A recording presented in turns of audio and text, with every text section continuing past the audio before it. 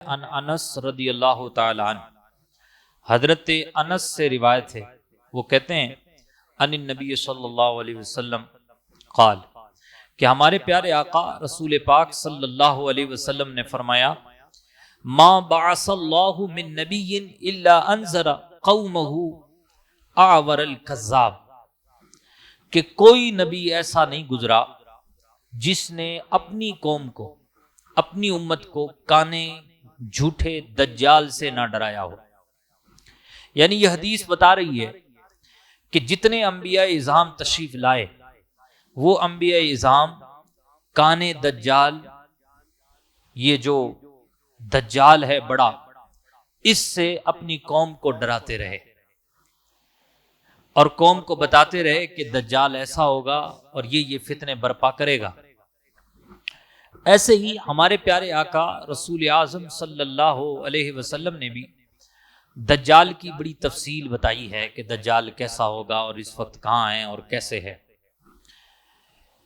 یہ وہ دور ہے کہ اس دور میں لوگوں کے پاس حدیث سننے، قرآن سننے کا ٹائم بہت کم رہ گیا اور کتابیں اٹھانے کا بھی ٹائم کم رہ گیا، جس کی وجہ سے جو فتنہ پرور لوگ ہیں وہ بڑی تیزی کے ساتھ فتنہ پھیلاتے ہیں اور وہ نوجوانوں کو اور جید اور جدید ذہن رکھنے والے نوجوانوں کو پکڑتے ہیں اور پکڑ کے یہ کہتے ہیں کہ دجال بولے تو امریکہ اور فرانس ہے۔ دیکھ لو، امریکہ اور فرانس میں بیچ میں کافر آ رہا ہے۔ یعنی وہ اپنا ایک تکا لگاتے ہیں اور لگا کر کے لوگوں کو بہکانے کی کوشش کرتے ہیں اور کہتے ہیں کہ دیکھو دجال یہی ہے امریکہ اور فرانس، یا اور بھی طرح طرح کی دلیلیں دی جاتی ہے۔ بعض لوگ تو اپنے ویورز کے چکر میں اور مشہور ہو جائیں اس بنا پر وہ لوگ تو باقاعدہ ایسی ویڈیوز بھی چلا دیتے ہیں کہ جس میں یہ دعویٰ کر دیا جاتا ہے کہ ایک آنکھ کا بچہ پیدا ہو گیا ہے، فلاں فلاں گاؤں میں رہتا ہے اور وہی دجال ہے، وہ بڑا عجیب ہے اور یہ ہے وہ ہے۔ اب میں نے کہا نا کہ کتابیں اٹھانے کا وقت کم ہے ہمارے پاس، علماء کے پاس بیٹھنے کا ٹائم کم ہے، تو اب ہمارے کئی لوگ بھی اسی ہوا اور اسی رخ کی طرف چل پڑتے ہیں۔ کیا صحیح کیا غلط، حضور نے کیا فرمایا، اسلام کا کانسیپٹ دجال کے بارے میں کیا ہے، اس پر ہم ذرہ برابر بھی نہیں سوچتے۔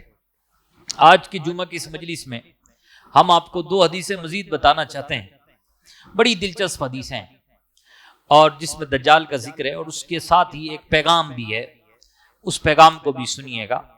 یہ حدیث ہے مسلم شریف کی اور بہت لمبی چوڑی حدیث ہے۔ حضرت فاطمہ بن قیس رضی اللہ تعالی عنہا سے روایت ہے، وہ کہتی ہیں، سمعت نداء المنادی منادی رسول اللہ صلی اللہ علیہ وسلم ینادی، کہ منادی ندا دے رہا تھا اور وہ رسول پاک کا منادی تھا اور کہہ رہا تھا آؤ جلدی آؤ مسجد کی طرف آ جاؤ، حضور بلا رہے ہیں۔ اب جس کے کانوں تک یہ آواز گئی کہ حضور بلا رہے ہیں، وہ کتنی شوق سے بڑا ہوگا کہ مصطفیٰ جان رحمت بلا رہے ہیں۔ اندازہ لگائیں، ہوا یہی کہ مسجد کھچا کھچ بھر گئی، مسجد بھر گئی جناب۔ مسجد بھرنے کے بعد پھر کیا ہوا، حضور نے نماز پڑھائی، آپ کی اقتداء میں لوگوں نے نماز ادا کی۔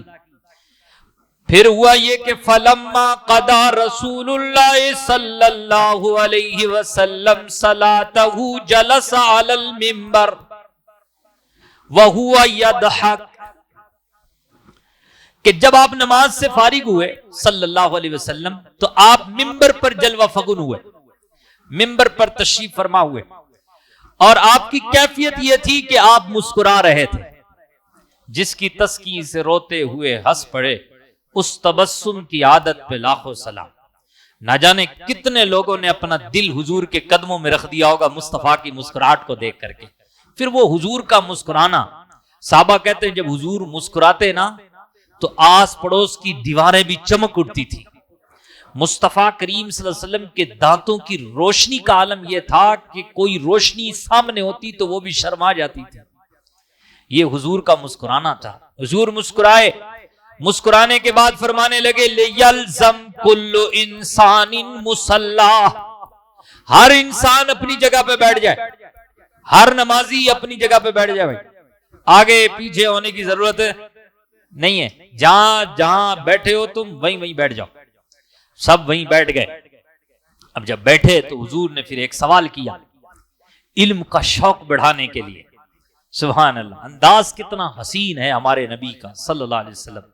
ہمیں بتایا جا رہا ہے کہ تم نے یہ طریقہ چھوڑ دیا اس لیے تمہاری نسلوں میں علم نہیں آ رہا، اگر اس طریقے کو اپناؤ گے تو تمہاری نسلیں اہل علم اور اہل بصارت اور اہل فراست کہلائیں گی۔ اور یہ ہوا، آپ دیکھیں جتنے صحابہ تھے وہ سب اہل فراست تھے، جتنے صحابہ تھے وہ سب اہل بصارت تھے۔ کیوں؟ اس لیے کہ ان کو اس انداز سے پڑھایا گیا تھا جو انداز مصطفیٰ ہے صلی اللہ علیہ وسلم۔ تو حضور نے شوق پیدا کرنے کے لیے فرمایا اتدرون لما جمعتکم، کیا تمہیں پتا ہے میں نے تم سب کو جمع کیوں کیا ہے؟ کیوں کیا ہے تمہیں جمع میں نے؟ یہ حضور نے سوال کیا تو صحابہ تھے سامنے سے، صحابہ نے کہا بے ادبی ہے حضور کے آگے بولنا۔ صحابہ نے فٹاک سے کہا اللہ و رسولہ عالم، ہمیں کیا پتا، اللہ جانے اس کا رسول جانے۔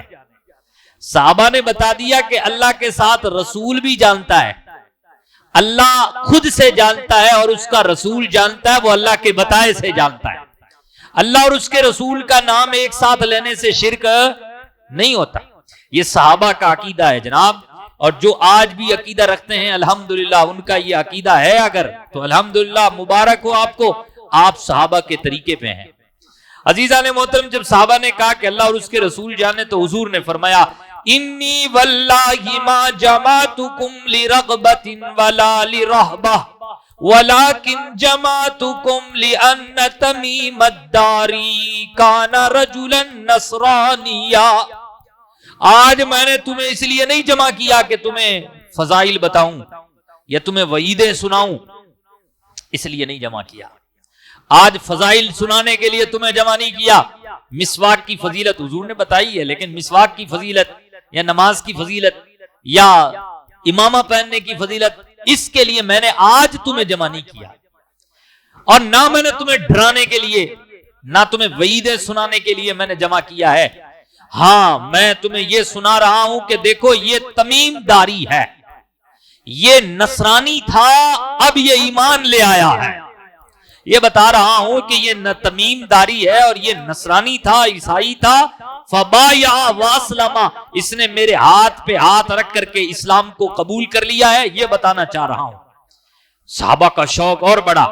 حضور نے پھر ایک بات اور فرما دی، کہا سنو یہ تو ایمان لے آئے ہیں لیکن سنو وحدثنی حدیثا وافق الذی کنت احدثکم المسیح الدجال، اور اس نے مجھے ایک بات بتائی ہے اور وہ بات میری اس بات کی موافقت رکھتی ہے جو میں تمہیں دجال کے بارے میں بتاتا ہوں۔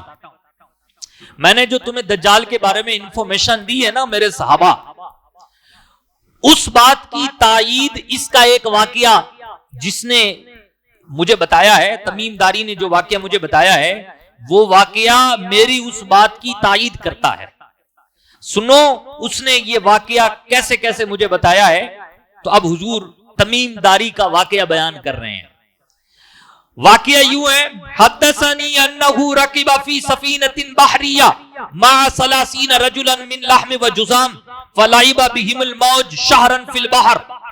کہتے ہیں کہ حضرت تمیم داری کہتے ہیں اپنا واقعہ بیان کرتے ہوئے، اور حضور اس کو آگے صحابہ میں پیش فرما رہے ہیں، کہا کہ یہ کہتے ہیں کہ ہم ایک کشتی میں سوار ہو گئے اور ہمارے ساتھ 30 آدمی تھے، اور 30 آدمی قبیلہ لحم اور قبیلہ جزام کے تھے۔ تو جب ہم سمندر میں کشتی پہ سوار ہو کے سفر کا آغاز ہم نے کر دیا تو وہاں ہمیں موجوں نے گھیر لیا، طوفان نے گھیر لیا، اور اس طوفان نے ہمارے ساتھ 1 مہینے تک کھیلا کیا، یعنی 1 مہینے تک ہمیں سمندر میں ہی گھمائے رکھا، راستہ بھول گئے، راستہ کدھر جاتا ہے یہ سلسلہ ہم سے غائب ہو گیا۔ اب ہم اسی تھپوڑے میں کبھی ادھر تو کبھی ادھر، کبھی ادھر تو کبھی ادھر، یہی چلتا رہا۔ پھر کیا ہوا؟ ثم عرفتوا الی جزیرۃ فی البحر، پھر اسی سمندر کے ایک جزیرے کی طرف ہم بڑھے، اور پھر جیسے ہی ہماری کشتی اس سمندر کے جزیرے کے پاس پہنچی تو ہم پھٹاک سے اس جزیرے پہ اتر گئے۔ اب جیسے ہی ہم جزیرے پہ اترے تو پھر ہم نے کیا دیکھا؟ فَلَقِيَتْهُمْ دَابَّةٌ أَحْلَبُ قَصِيرَ الشَّعْرِ لَا يَدْرُونَ مَا قُبْلُهُ مِنْ دُبُرِ، ایسا جانور ہم نے وہاں دیکھا، اس جزیرے پہ ایک ایسا جانور دیکھا، اور اس جانور سے ہماری ملاقات ہوئی کہ جس جانور کا آگے کا بھی پتہ نہیں چل رہا تھا اور پیچھے کا بھی پتہ نہیں چل رہا تھا، یعنی اس کے چہرے کا ہی پتہ نہیں چل رہا تھا کہ چہرہ ہے کدھر۔ کیوں؟ اس لیے کہ اس کے باڈی پہ بال بڑے تھے، کثرت سے بال تھے، ہمیں پتہ ہی نہیں چل رہا اس کا چہرہ کدھر ہے۔ خیر بڑا عجیب تھا، وہ کثیر بال والا تھا۔ ہم نے کہا ویلکا ویلکی ماں انتی، تو ہے کیا بھائی؟ بربادی ہو تیرے لیے، کون ہے تو، کیا ہے؟ تو سامنے سے اس نے کہا کہ انا الجساسہ، میں جساسہ ہوں، یہ ایک جانور کا نام ہے، کہا میں جساسہ ہوں۔ تو آپ نے فرمایا ومل جساسہ، کہ ہم نے اس سے کہا بھائی جساسہ کیا ہے، یہ کیا ہے جساسہ؟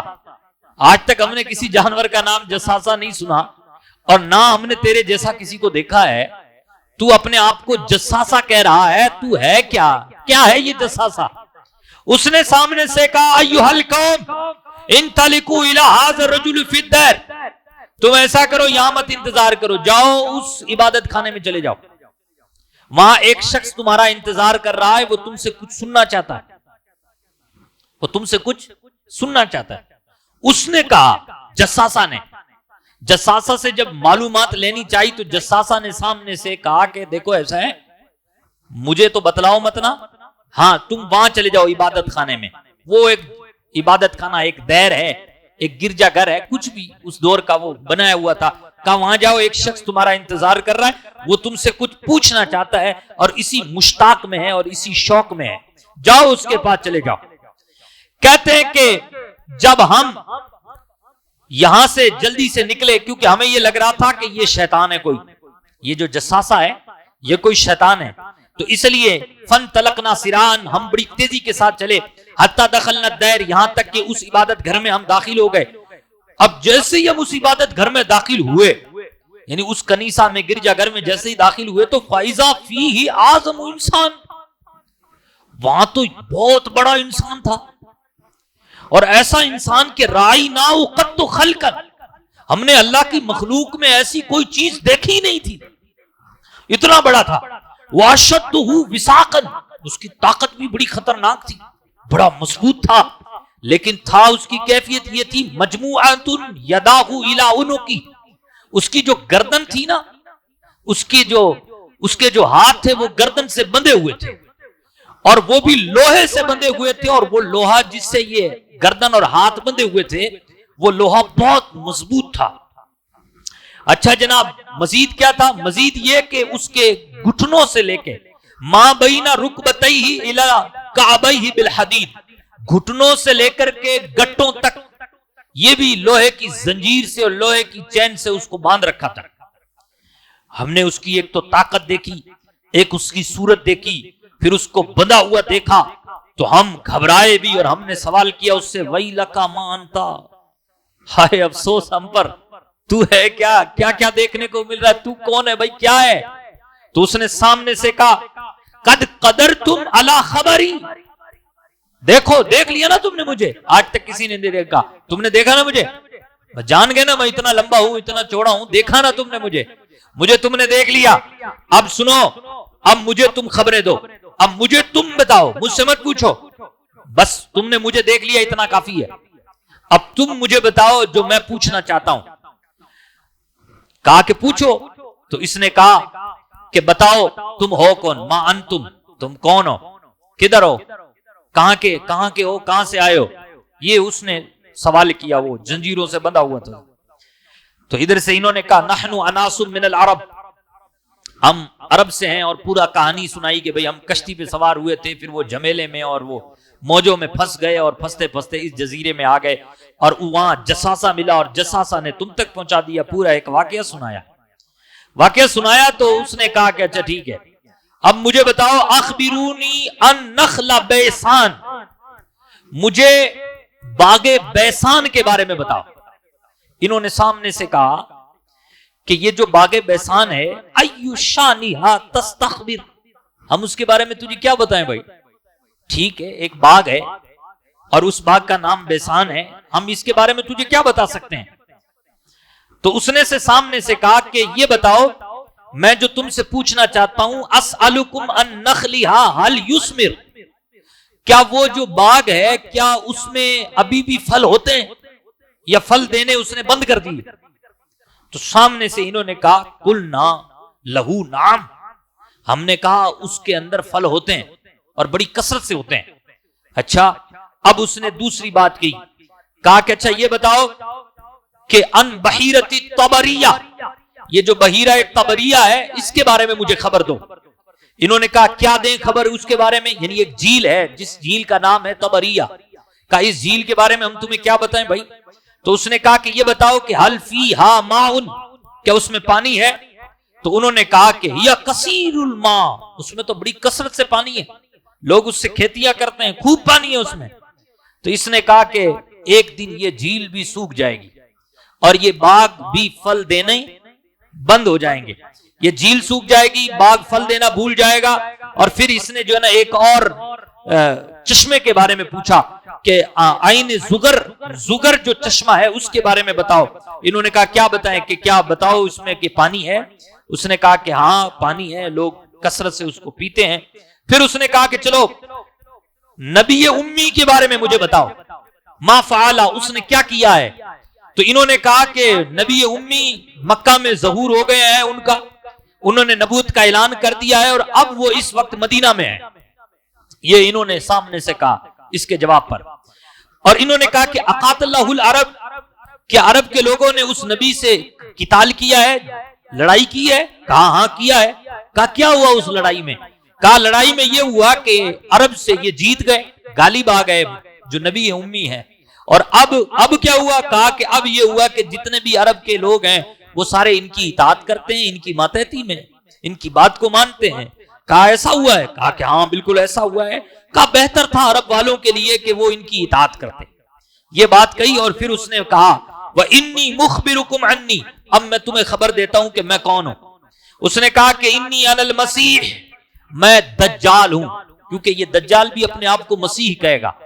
کہا کہ میں مسیح ہوں، یعنی میں دجال ہوں، اور میں اس میں سے یہ جو قید ہے اس قید میں سے اس دن آزاد ہو جاؤں گا جس دن خدا مجھے اجازت دے گا۔ اور جب میں آزاد ہوں گا تو پھر اس وقت میں پوری زمین میں ہر گاؤں میں جا کر کے سیر کروں گا اور ہر گاؤں میں جا کر کے پہنچوں گا، اور میں پوری دنیا کو صرف اور صرف 40 رات میں ہی سیر کروں گا، اور 40 رات میں پوری دنیا کو اپنے پاؤں سے روند ڈالوں گا۔ لیکن 2 شہروں میں نہیں پہنچ پاؤں گا، ایک مکہ اور دوسرا طیبہ۔ یہاں مجھے جانے کی اجازت نہیں، کیونکہ جب بھی میں ارادہ کروں گا یا جب بھی میں ارادہ کرتا ہوں مکہ اور مدینہ جانے کی، تب ایک فرشتہ تلوار لے کر کے میرے سامنے حائل ہو جاتا ہے، اس لیے میں جا نہیں پاتا۔ یہ بات کہنے کے بعد حضور پاک صلی اللہ علیہ وسلم ایک لکڑی لیے ہوئے تھے اور وہ منبر پر مارنے لگے اور بہت ہی پیارا جملہ فرمایا، ہاذہ طیبہ، ہاذہ طیبہ، ہاذہ طیبہ۔ حضور نے فرمایا یہی تو مبارک طیبہ ہے، یہی تو میرا طیبہ ہے، یہی میرا مدینہ ہے، یہی میرا مدینہ ہے کہ جس مدینے کو میرے رب نے دجال کے قدموں سے باز رکھا ہے، دور رکھا ہے۔ سبحان اللہ۔ عزیزان محترم، پھر اس کے بعد مصطفیٰ کریم صلی اللہ علیہ وسلم نے یوں ارشاد فرمایا کہ مجھے بہت پسند آئی تمیم داری کی یہ بات، کیونکہ میری بات سے اس کی بات موافقت رکھتی ہے۔ اور پھر آپ نے فرمایا کہ یہ جو دجال ہے یہ کبھی بحر شام میں قید رہتا ہے، کبھی بحر یمن میں قید رہتا ہے، اور جب نکلے گا تو مشرق سے نکلے گا، یعنی مدینہ سے مشرق کے جانب سے یہ دجال نکلے گا، حضور نے فرمایا، اور پھر یہ طرح طرح کے معاملات اختیار کرے گا۔ اور حضور نے مشرق کی طرف اشارہ کر کے بھی فرمایا کہ ادھر سے یہ دجال نکلے گا۔ راویہ فرماتی ہیں کہ بے شک یہ بات میں نے رسول پاک صلی اللہ علیہ وسلم سے یاد رکھی۔ عزیزان محترم، یہ آخری بات اس حوالے سے کہ ایک بار اور نبی پاک صلی اللہ علیہ وسلم نے ایک مقام پر اسی دجال کا تذکرہ کیا، آپ نے خوب اس کا تذکرہ کیا اور آپ نے فرمایا کہ جب یہ دجال ہوگا نا، ظہور ہوگا، اس کا خروج جب ہوگا تو اس کے خروج سے پہلے 3 سال قید سالی کے ہوں گے، اور قید سالی کے ایسے ہوں گے کہ جب تیسرا سال ہوگا نا، حضور نے فرمایا کہ جب تیسرا سال ہوگا تو جتنے زمین پہ جانور ہوں گے وہ سارے مر جائیں گے، بھوک سے لوگ نڈھال ہو جائیں گے۔ اب یہ کہہ کر کے حضور اس مجلس سے اٹھ گئے، اٹھ کے کسی کام سے چلے گئے، تو جب واپس آئے نا تو اسی مجلس میں تو دیکھا سارے لوگ وہاں پر جو ہے نا بیچارے غمزدہ بیٹھے ہوئے ہیں۔ حضور نے پوچھا بھائی تمہیں کیا ہو گیا، تم کیوں غمزدہ ہو؟ تو انہوں نے وہی بتایا کہ یا رسول اللہ آپ نے دجال کا ذکر کیا، ہم تو ڈر گئے۔ تب حضور نے فرمایا ڈرو مت، جب تک میں ہوں، اگر میرے ہوتے ہوئے وہ دجال آ گیا تو اس کا مقابلہ میں کروں گا، اور میرے بعد آئے گا تو میرے جو غلام ہے وہ اس کا مقابلہ کریں گے۔ اچھا، یہ بات جیسی حضور نے فرمائی کہ میں مقابلہ کروں گا اب اگر آیا تو وہ، اور میرے بعد میرے غلام مقابلہ کریں گے، ٹینشن مت لو، یعنی گویا کہ حضور نے یہ واضح کر دیا کہ جب دجال آئے گا تب میرے غلام ضرور ہوں گے اور وہ ان کا مقابلہ کریں گے۔ اچھا، یہ بات کہہ کر کے پیارے آقا صلی اللہ تعالی علیہ وسلم خاموش ہو گئے تو سامنے سے آواز آئی، یا رسول اللہ لقد خلاتا افعدتنا بذکر الدجال ان یخرج وانا حی فانا حجیجہ والا انا فانا ربی۔ یہ کہا کہ یا رسول اللہ صلی اللہ علیہ وسلم، پوری آگے تک حدیث، جس کا مطلب یہ کہ یا رسول اللہ اس وقت تو لوگ بھوک سے نڈال ہوں گے، تو مومن بھی ہوں گے، تو مومن کو بھی تو بھوک لگے گی، ایسا تو نہیں ہے کہ ان کے لیے الگ سے کوئی بارش ہو رہی ہے یا الگ سے اناج اگ رہا ہے۔ یا رسول اللہ مومن بھی ہوں گے، ان کو بھی بھوک لگے گی، تو مومنوں کی بھوک کا ہوگا کیا اس وقت؟ کیا وہ بھوک سے ستائے نہیں جائیں گے؟ ہم تو یہاں روٹی بناتے رہتے ہیں تب بھی بھوک لگ جاتی ہے۔ یہ بات حضرت اسما بنت زید نے، یزید نے فرمائی، تو جیسے یہ بات کہی تو حضور نے فرمایا یہ جملہ نوٹ کیجئے اور اس جملے کو سینے تک پہنچائیے۔ مصطفیٰ نے فرمایا یجزئہم ما یجزئ اہل السماء من التسبیح والتقدیس۔ مصطفیٰ کریم نے فرمایا ان مسلمانوں کی بھوک اس وقت مٹ جائے گی ایسے جیسے آسمان والوں کی بھوک مٹ جاتی ہے۔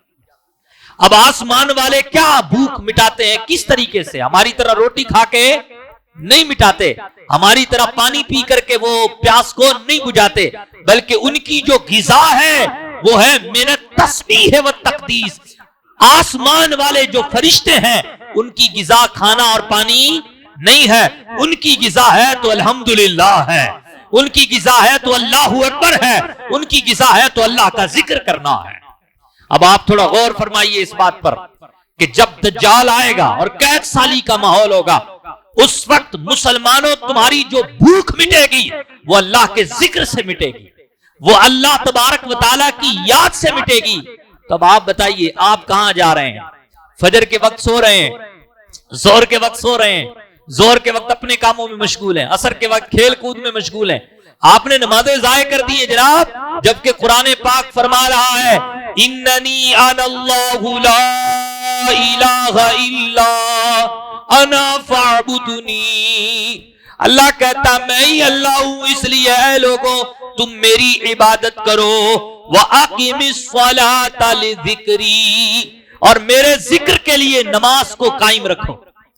تو اللہ پاک کیا فرما رہا ہے؟ میرے ذکر کو قائم، میرے ذکر کے لیے نماز کو قائم رکھو۔